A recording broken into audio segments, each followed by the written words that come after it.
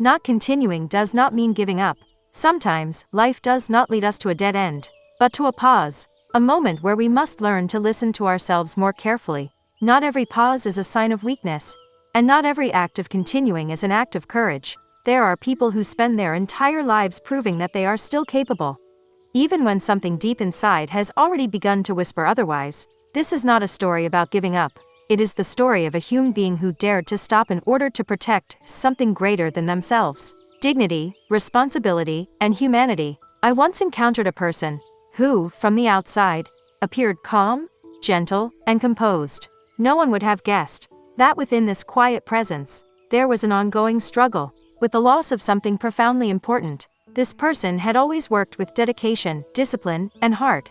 Their efforts were recognized and respected by colleagues, by those around them, and by the many people who had received their help and guidance. Work was never just a duty, it was meaning, it was purpose, it was the reason to rise each morning and give something of oneself to others, even when they became aware that their body was beginning to set limits, and that those limits were slowly increasing.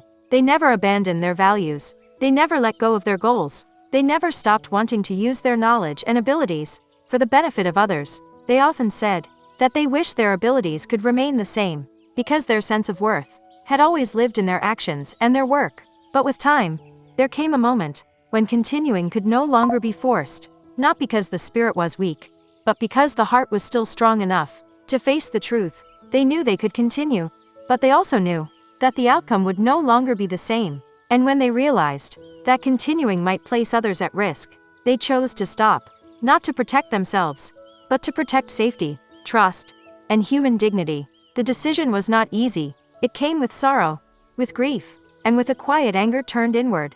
Because work had been their whole life, it was identity, it was pride, it was part of who they were. In the end, they chose what was right over stubborn persistence. They chose responsibility over the expectations of society. They chose humanity over the need to prove that they were still capable. And in that choice, there was courage, quiet, steady, and deeply human. Not continuing is not the same as giving up. It is listening to oneself.